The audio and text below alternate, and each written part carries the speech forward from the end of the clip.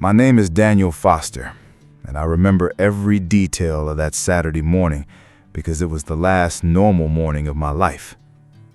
The sun was already hot over Six Flags parking lot when I locked the car and grabbed my son's hand.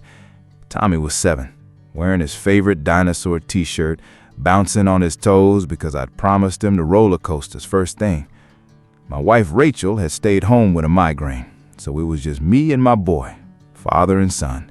Exactly the kind of day I'd been dreaming about for weeks. We rode the teacups. We ate cotton candy that turned his tongue blue. He laughed so hard at the water flume that other parents turned to smile at us. I remember thinking, this is what happiness feels like. Then we stopped at the churro cart near the carousel. I turned my back for maybe 10 seconds. 10 seconds to pay the vendor, tuck my wallet away, turn back around.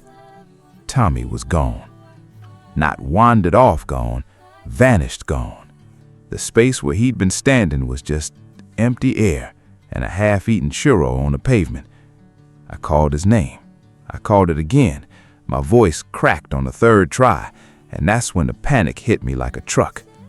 I spun in every direction, scanning faces, strollers, balloon vendors, anything that wasn't my son. My heart was slamming so hard I could feel it in my teeth.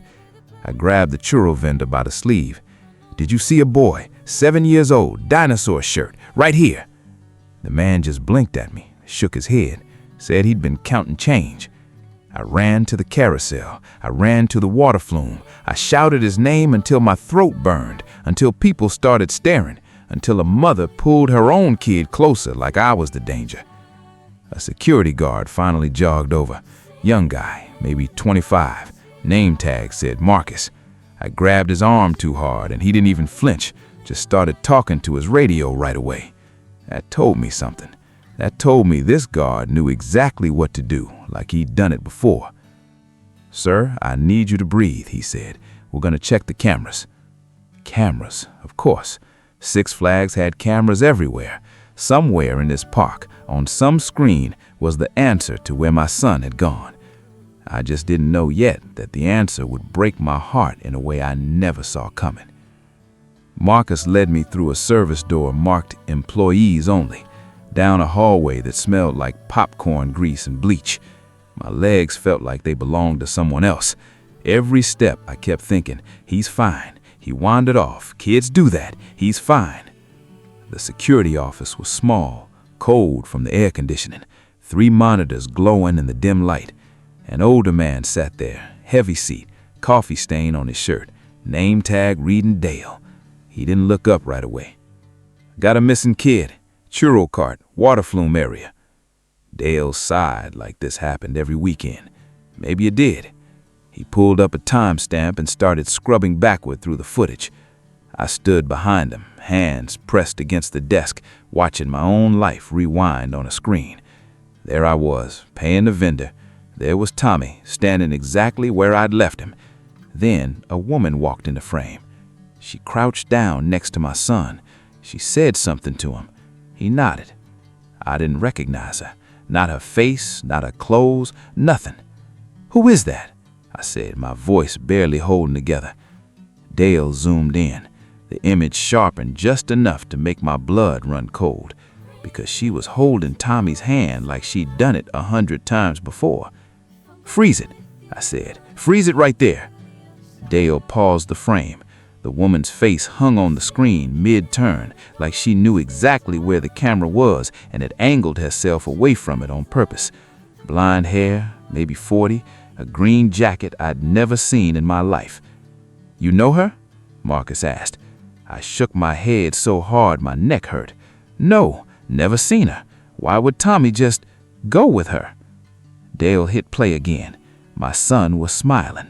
Not scared, not confused, smiling like he recognized her, like this was expected, like he'd been waiting for exactly this moment. That detail hit me harder than anything else. If a stranger grabs your kid fights, your kid screams. Tommy didn't do either. He just took her hand and walked. "Sir," Dale said carefully, "does your son have any other family members? Grandparents, aunts, anyone who might—" "His grandmother's in Ohio. She hasn't seen him in 2 years. My voice was shaking now. There's nobody else. There's no reason he'd know her. Marcus and Dale exchanged a look I wasn't supposed to catch, a look that said they'd both thought of something they weren't saying out loud yet. "What?" I demanded. "What aren't you telling me?" Dale cleared his throat. "It's probably nothing, but there was another security note filed last month. A woman matching this description was seen near the front gates, watching families. We flagged it, but nothing happened, so we let it go." My stomach dropped straight through the floor. "You knew about her and you didn't tell anyone?" "Sir, we get flagged reports every week. People watch kids at theme parks all the time. Most of it's nothing."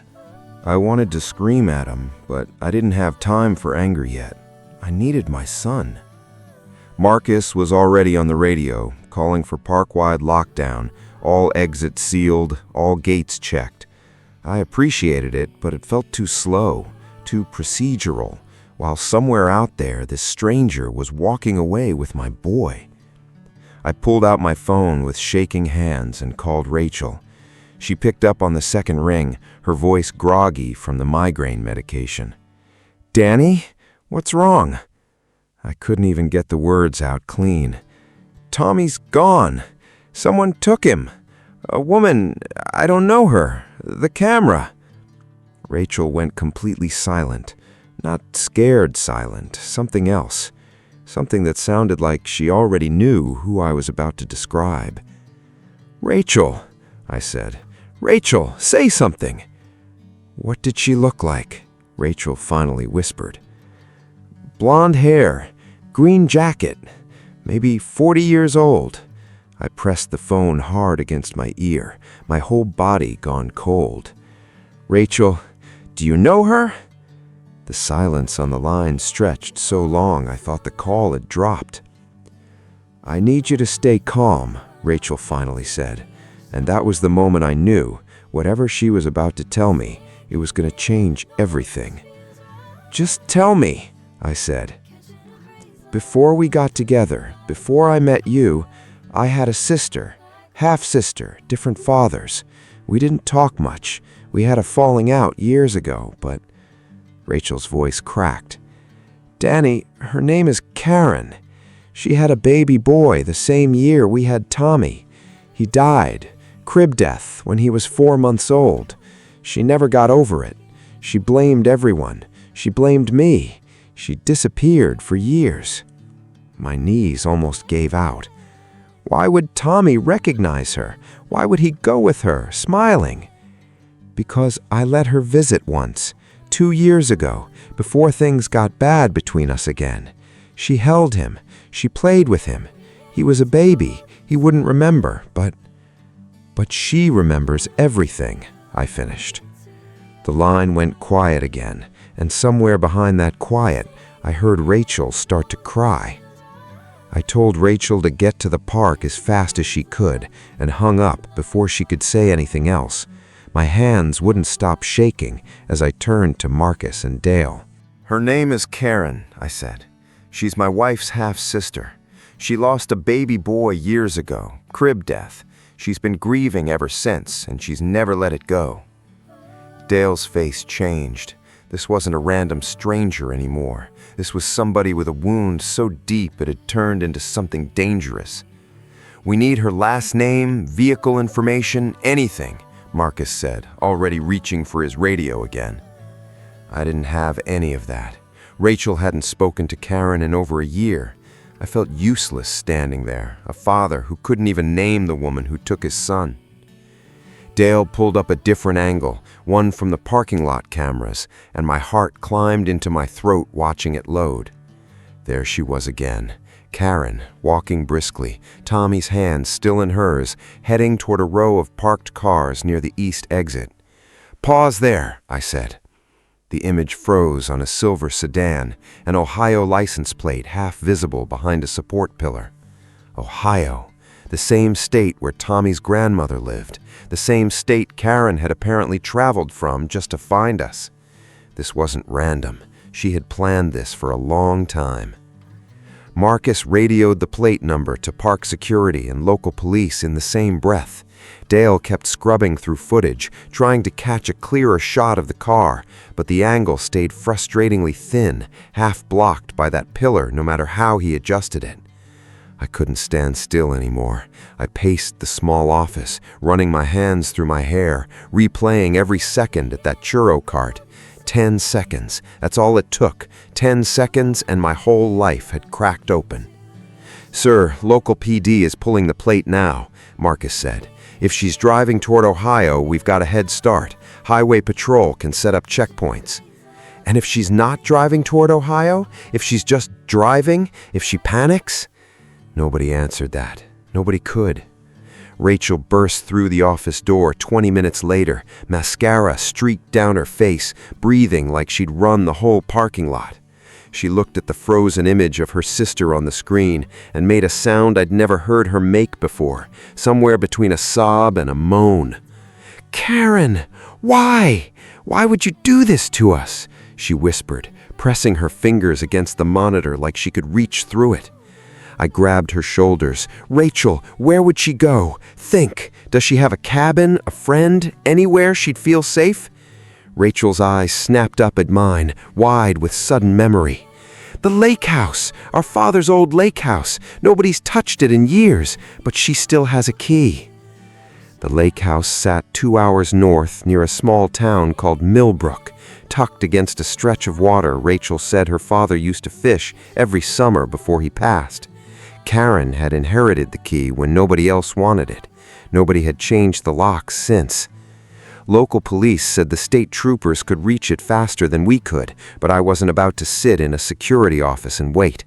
Rachel felt the same way. We were in the car within minutes, my hands white-knuckled on the wheel. Rachel on the phone with a detective named Reyes, who kept asking us to stay calm, to let law enforcement handle it, to not do anything reckless. I heard every word. I agreed to none of it in my heart. The drive blurred past cornfields and gas stations, Rachel crying quietly beside me, whispering apologies I didn't fully understand yet. She told me more about Karen on that drive, how brilliant she used to be, a nurse, gentle with every patient, until her son died and something inside her simply stopped working right.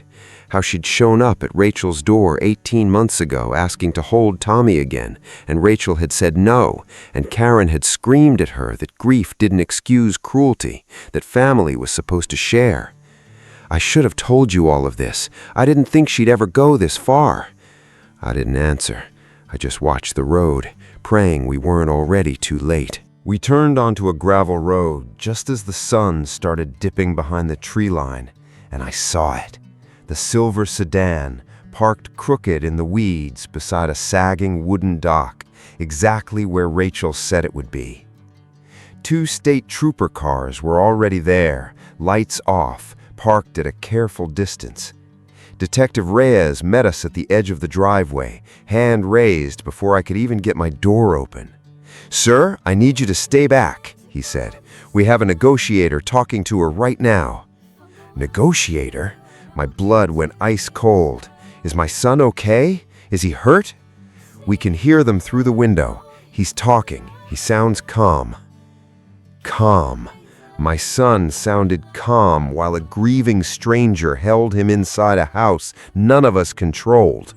I wanted to run past every trooper on that lawn, but Rachel grabbed my arm hard enough to leave marks. "If you go in there loud, you scare her," Rachel whispered, tears streaking fresh down her face. "She's not a monster, Danny. She's broken. If she panics, I don't know what she'll do." Those words terrified me more than anything the detective had said. We waited at the edge of that gravel driveway for 11 minutes that felt like 11 years, watching the Lakehouse windows, waiting for any shadow, any sound, any sign of my son. Then the front door creaked open. Karen stepped first, hands raised, face streaked with tears, looking nothing like a monster and everything like a woman who'd been drowning for years. And right behind her, holding her hand, walked Tommy. He was smiling. "Daddy!" he shouted, and broke into a run across the grass. I dropped to my knees and caught him so hard I nearly knocked us both over, burying my face in his hair, breathing him in like I hadn't taken a real breath in hours. He smelled of sunscreen and grass and everything good in my life. "Are you hurt? Did she hurt you?" I pulled back, scanning every inch of him. "No, Daddy. She just wanted to show me her house. She said I look like her little boy." Tommy blinked up at me, innocent, unaware of the storm he'd just survived. "She was sad. I gave her a hug." My chest ached in a way I couldn't explain, anger and heartbreak tangled together. Troopers moved in around Karen, gentle but firm, guiding her toward a patrol car. She didn't resist. She just looked at Rachel one last time, and something passed between the two sisters that I would never fully understand. Grief meeting grief across a gravel driveway. "I just wanted to feel like a mother again," she said quietly before they helped her into the car. "Just for one more day." Rachel started crying harder, torn between fury and pity, and honestly, so was I. We drove home that night with Tommy asleep in the back seat, his dinosaur shirt wrinkled, his hands still faintly smelling of lake water. Rachel held my hand across the console the whole way, neither of us saying much. There wasn't much left to say that the day hadn't already said for us. Karen was charged with custodial interference, and the court ordered her into mental health treatment instead of a long sentence once the judge heard about her son, about the years of grief nobody had helped her carry. Rachel visited her twice that following year. I didn't go with her. I wasn't ready, and honestly, I'm still not sure I ever will be. Tommy doesn't remember much of that day anymore. Kids are resilient that way. Sometimes he asks about his Aunt Karen, and Rachel just tells him she's getting better, which is the truest thing either of us can offer him. I changed after that day at the theme park. I stopped letting go of his hand, even when it embarrassed him in front of his friends. I stopped assuming 10 seconds was ever really just 10 seconds. But the biggest thing I learned was this: grief that goes unspoken doesn't disappear. It waits. It grows quiet and patient, and one day it shows up wearing a green jacket at a churro cart, reaching for the thing it lost. I just thank God every day that we got Tommy back before that grief took anything more.